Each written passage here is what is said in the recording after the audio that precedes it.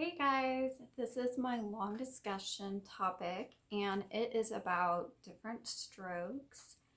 And also, it is kind of going over how there's different long term effects from the stroke. And not everyone is going to have them, and some are. Um, but if the point of this is um, lately I have found myself and I've noticed some others that, because your stroke journey looks different from that person, that they question, well, did you have a stroke type situation? And it's something that bothered me to no end. And I I don't know if it's malicious or just what, but I don't think it is. I quite honestly think it's pure ignorance on their end. That, you know, not everyone's recovery is gonna look the same. It's like if someone breaks their leg, someone may, they have their cast on and bone growth great and, off and walking. Someone might end up having, more complications. So, or, some injury happens and someone's able to ice it and walk off and be fine. And then the next person, with a major injury may require a lot of physical therapy. So, um, every experience is completely different, and the long-term effects are different too. So I just want to get the message out that questioning if someone had a stroke is not right. And when you say it to a stroke survivor, it grinds at me, because I think back of you know the hell that I went through of crawling on the floor and going, making sure I'm like down my stairs, so when the EMTs came they didn't have to like bring up the gurney all the way up the stairs, like, because I knew that I only had certain amount of minutes before things could go south. So, so to replay that in my head and have something in question, and then, drain surgeries and recovery and all this stuff, just imagine your own journey and having someone question you, and it is a slap in the face and it's awful. And for anyone that is new into the stroke world, prepare yourself that when you start engaging with the stroke community, there is 1% of that population that will say something to the effect that they question you because you don't have the same issues that someone else had. But 99% of the stroke community is extremely supportive. So don't let that 1% person steer you away from communicating and engaging with fellow stroke survivors. It is a great support system, and it's very helpful, just to see someone go through their journey and open up about, being vulnerable and celebrating strides. And, it just kind of gives you an outlook of like what things might be. It may not happen for you that way, but, it's just, we're a community where we have taken the option to be vocal in order to help serve others who are needing to feel a sense of community, or, to get something out of it. So that's our purpose. So, and you may find yourself as you get better that you will fall in the same category where you want to be open with your journey as you get better, and start talking about how, your thing goes. So don't be discouraged if that little 1% person says something, and what do you do with that 1%? That's up to you of what you want to do. For me, mine was on Facebook, and it was actually a thing that's particular to my type of stroke, and someone questioned me, so I ended up blocking them. So I didn't care. I don't have room for that, because look, I have 99% of supportive people. I don't need that 1%. So I had no problems. And, like I've said in my short topic discussions, it's sad because, I want to be supportive for that person, but, you just can't do that. So anyways, so, as I said, when you think of stroke, if you're not familiar with the stroke world, I am, because just by nature of what I, do for a living, no. But for anyone else, you may think of it as singular, and it's not. It's very different. Vastly different. The main one that most people are familiar with is ischemic.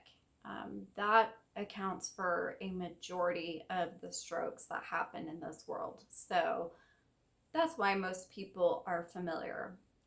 When I had my stroke, I know, people were wondering if it was the ischemic one initially before they knew all the stuff. So that just shows,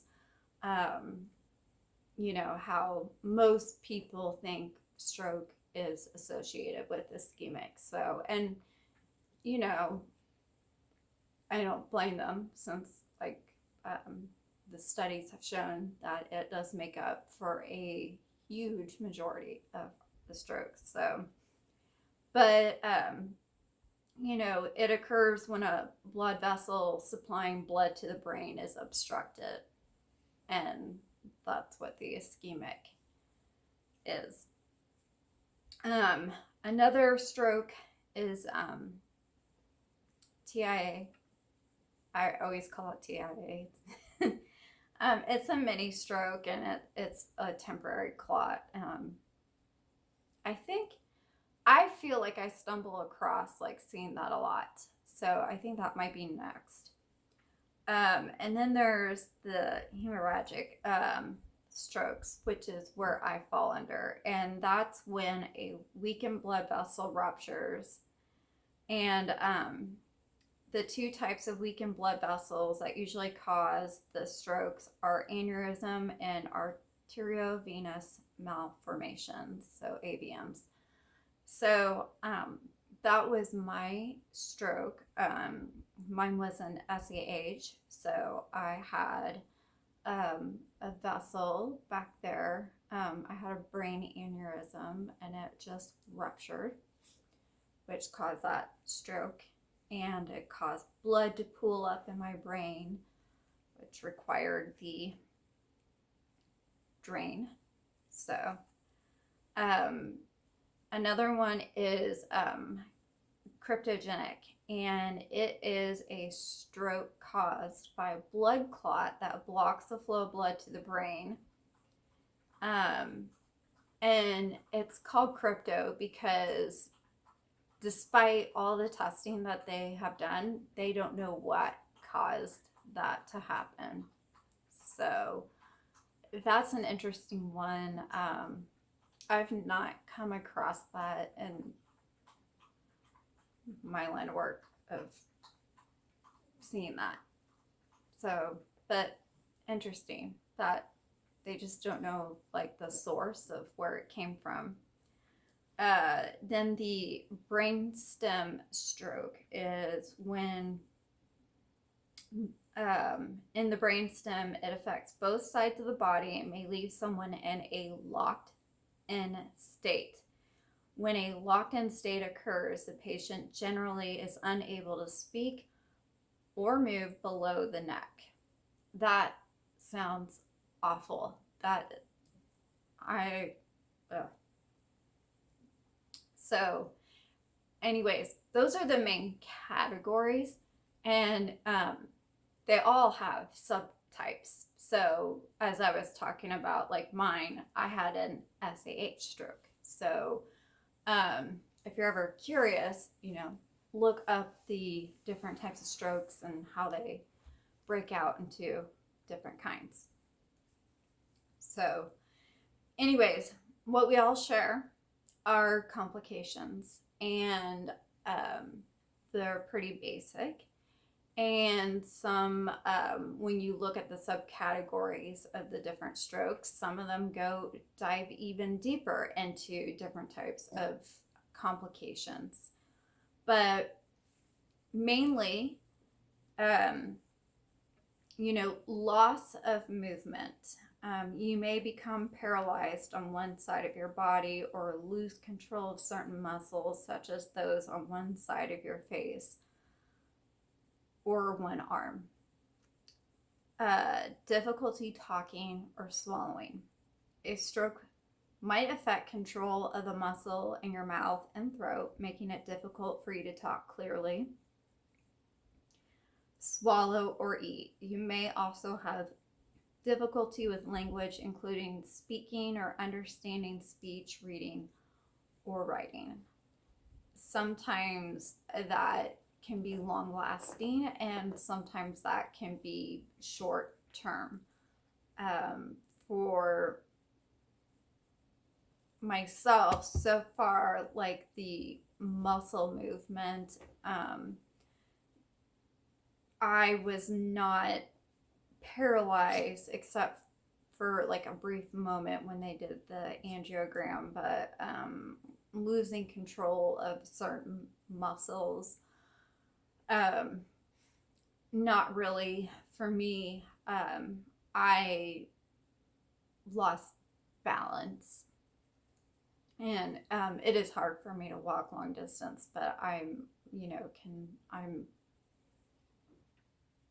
not having to, constantly retrain myself. But I do have to keep up on physical therapy. Difficulty talking and swallow or eat. For me, talking clearly, that's like kind of phased in and out, where like I can talk and sometimes like I'm not talking clearly, and the difficulty to swallow, for some people that's long term, so they end up having to get food supplement otherwise, but the swallow to eat, that was actually something I struggled with. It was really hard in the hospital for me to swallow for some reason.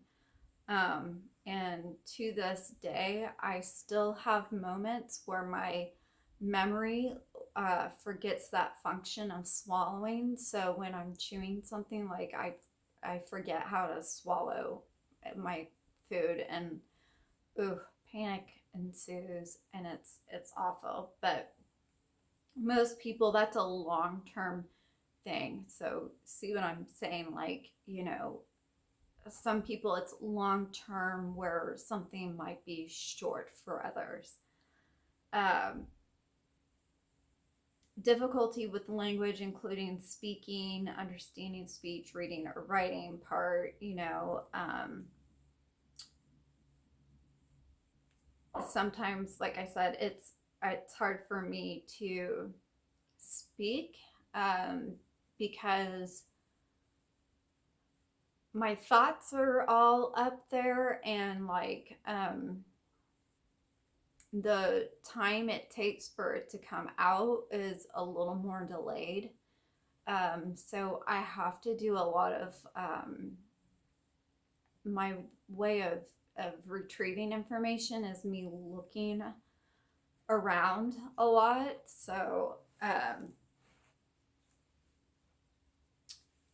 that shows that like I'm trying to retrieve that information because I am having troubles like speaking and saying stuff, but difficulty speaking. Some people cannot, actually formulate words, and so it's hard for them to talk, period. So that's just a difference. And then reading or writing, in the initial phases, it was very hard to read. Not so much writing. For some reason, my muscle memory was really good when I was in the hospital, that I was able to write on my phone. But when it came to typing on a computer, I had to reteach myself how to do that. And actually, penmanship too, I had to reteach myself how to write on paper. But isn't it funny how, I'm not like I'm not a text person. I'm a phone call person. I don't like text messaging, and I rarely type on my phone. So I think it's funny that that part for some reason didn't go away when I don't really utilize that. But for some reason I could do it. So, um, but other people have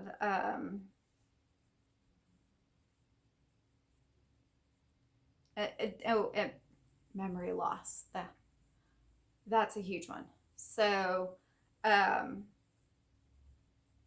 some people have long-term memory loss where they've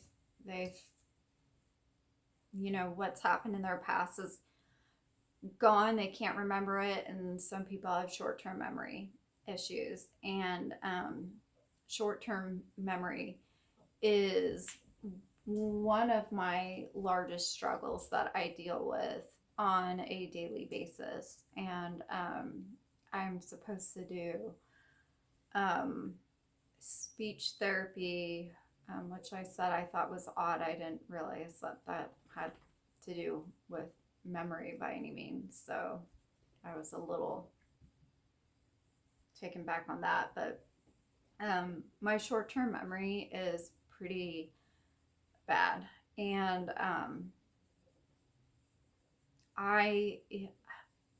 it sucks because like if a doctor's like a new doctor, or if someone's asking me, to verify my identity, when I make phone calls, and they ask me for my address, like today, for example, I had to give my address and I forgot my address. And it makes me look like I'm not who I am, because I'm like, um,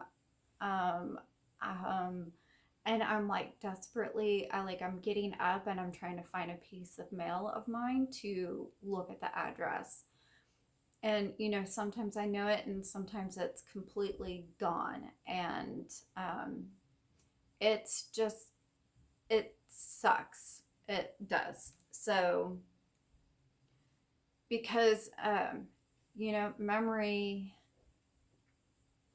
long-term memory is awful to me because you've lost some part of yourself. And short-term memory, in my opinion, is not as anywhere near that. But for me, because I am in the short-term memory category, it's just frustrating because you kind of, I feel flighty all the time because, I'm just like, what was I saying? So, and that comes at a disadvantage if you're doing a meeting and, you need to say something and you're just like, all of a sudden stop mid track and are like, don't know where I was going with that. And then you're like, oh, yeah, I do. So, anyways, if I ever get pulled over by the police and they ask me questions, I'd be like, no. So, hopefully they see stroke survivor on the back of my car so they understand. Emotional problems. People who have strokes may have more difficulty controlling their emotions, or they may develop depression. And that is my big thing.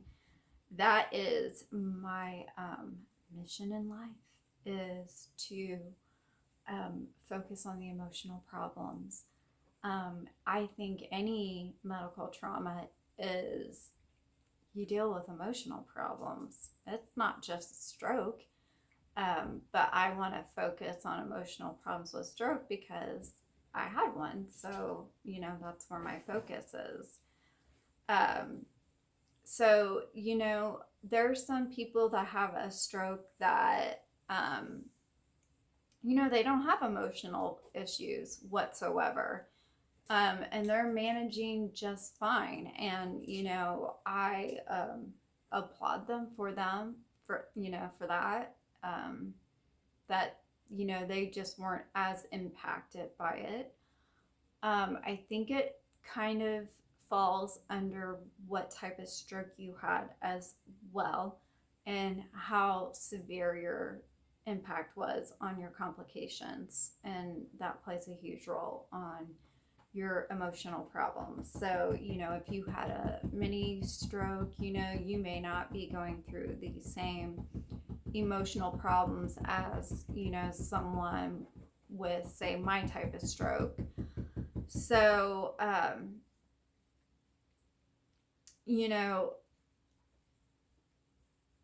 and depending on how severe it was, the emotional part is just, it's very heavy. And,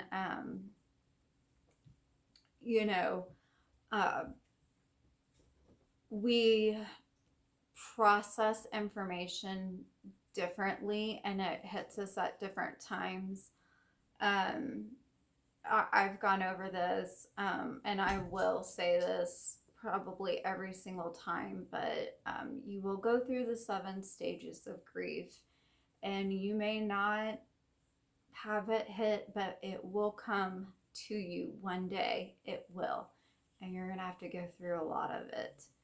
And you're going to learn that it never ends. And you will learn to build tools to make it quiet as time goes on, because you know that you're going through that phase. So, with my type of stroke, it was just, emotions were just all over the place. I was elated that I was alive. And, it wasn't until my second surgery that things went south for me, where I was not emotionally processing anything well. And, crying for no reason, I just couldn't control it. My, crying. And to this day, I still cry for no reason. I will sit on the couch and, watch something and just start crying. And it's just because it just comes on. And other people may not have that. And, depression, I think, is very prevalent in this, that, some of us may have long-term depression. Some of us may have, short-term depression because it's situational due to stroke. But I have I thought that my depression with the stroke was just going to be like a short-term thing and it would be gone. And I've now come to accept that I do have major depression with my stroke. Um, and, because I've had way more than one episode of feeling pretty low. And, I've talked about how, like, I had 1 month of a solid funk where I just didn't feel like I was myself. And I felt like I was in a really dark spot. And, I went on my trip and it refreshed me. And I thought, oh, this was what I needed. And it was. But, depression set right back in. So, I had other factors that kind of contributed to it, like my dad had an accident and, I was just like, But, I accept it. I'm depressed. It's hard for me to reconcile what's happened. And I mourn for what happened and, that I'm not the same person. So, but I celebrate the person that I am. And anxiety too, I think a lot of people get anxiety and, there's just so many emotional aspects of it. So I think that's like the number one thing that we can all agree on. And that, like I said, it's not just stroke related. It can be for anyone. Pain, numbness, or other unusual sensations may occur in parts of the body affected by the stroke. For example, if a stroke causes you to lose feeling in your left arm, you may develop an uncomfortable tingling sensation in that arm. And pain for me is different than pain for other people. My pain was initially up here, and then I lost feeling, and since then I've gained it back. I have pain right here because that's where they cut into my skull right here. They did the whole, like, my hair's covering it, but my scar goes up from here all the way down there. But it's like this piece of, or right here, sorry, the piece of bone is like, I still have a permanent dent in my head. But anyways, I lost feeling on my face right here and up here and everything. And it took a long time to regain that feeling. And then all of a sudden, like, pain set in. And I have pain up here. And, but I don't have pain in, like, anywhere in my body other than my head. But there's people that have, pain or numbness, that on different limbs.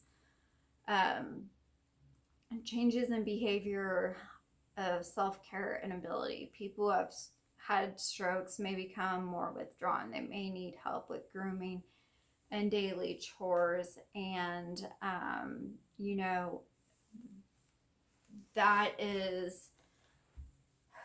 that's a hard one, because those are, I feel, more of the ones that are kind of like in a vegetative state, or, that they just really can't do things on their own like they used to. So they depend on more of a support system. So,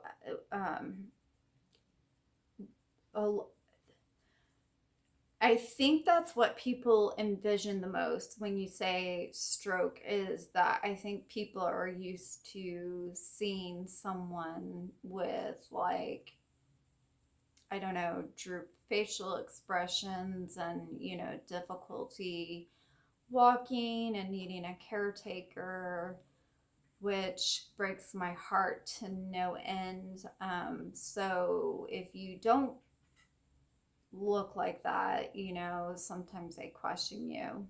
Um, because you could look at me right now and you would never guess that I had a stroke at all. I mean, if you look, someone just met me, they would think that maybe, in talking, that I was just like probably an airhead or something. So, but anyways, so to show how each stroke kind of like, so those are the main complications of that we all share with strokes. So if you look up the different subcategories of strokes, you find that the complications start expanding out. So for mine, it shows that speech and language deficits, weakness in the arms and legs, what you said, visual problems, which I have, seizures, which I'm on medications because I'm high risk for seizures, fatigue, yes. I, got off work at 3, ran my errands, and fell asleep, and I just woke up, and now I'm starting this video. So headaches, and those, I thought I was cured from headaches, and then all of a sudden they came back, and then I thought I was cured from migraines, and nope, they are back. So it's awful. Short-term memory loss, yes. Lack of attention and concentration, that I don't have, but someone else does. But that I don't fall under that. Change in perception, I don't have that. Difficulty with organization, I don't have that. I am very organized in general, but my short-term memory does kind of play into organization, where I need to make sure I'm organized so I don't forget something. So personality changes.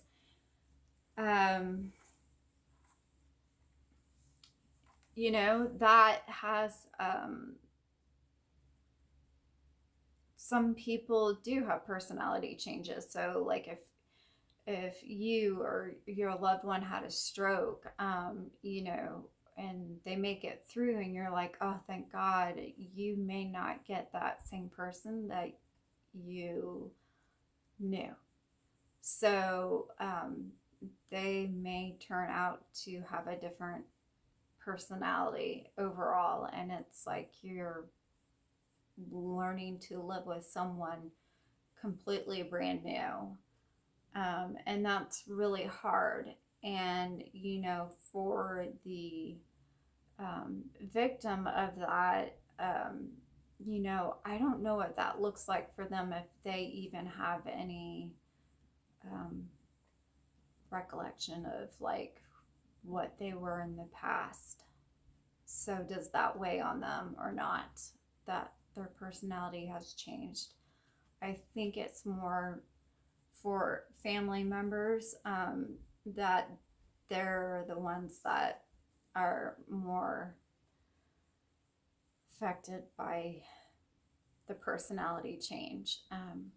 I have seen this happen many times. So, and I think personality changes kind of come in degrees, where, it's like some people may have a full, roundabout of, of who they are. They're a totally different person. Or, maybe someone who was more timid comes out as more strong-willed, or, there's just so many different variations of personality change. So, And then, with the emotional side of it too, is post-traumatic stress disorder, which I have that.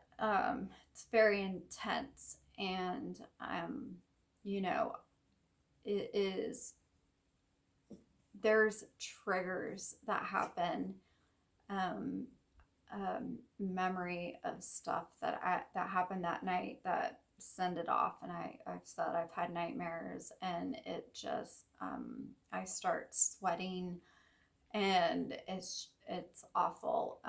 There's certain sounds that remind me of like being in the hospital or anything, and when I hear that, it triggers like that memory, and I just feel out of control.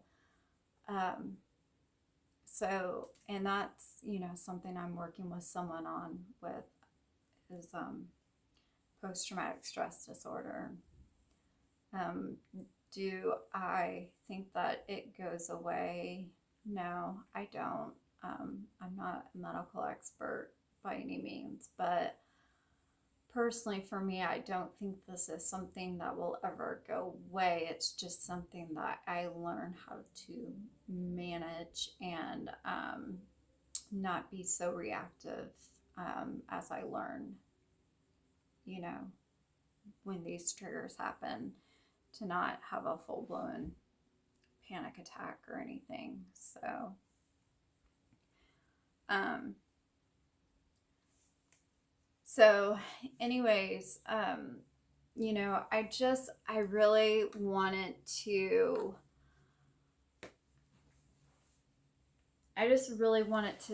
dive into, like, this is kind of like a learning exercise, is go to the American Stroke Foundation, or Mayo Clinic, or Mayfield, or any, reputable place, or any search engine really, and look up stroke and start looking at the different types of stroke, and then go down that rabbit hole where you're clicking on that different type of stroke. Maybe go on your own and look at the complications, and you will see that there's going to be several laid out, and you may not fit all of them. You may have 3 out of the 10. So when you're engaging with someone that has the same type of stroke, and they're experiencing, some of those that you don't have, that doesn't mean that they didn't have a stroke. That just means that they're experiencing something at a different level. So my point is that we are not the same. We are 100% unique.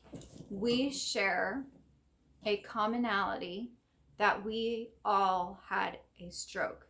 Yet we are different on the type of stroke we had. And even that category spreads out into different categories.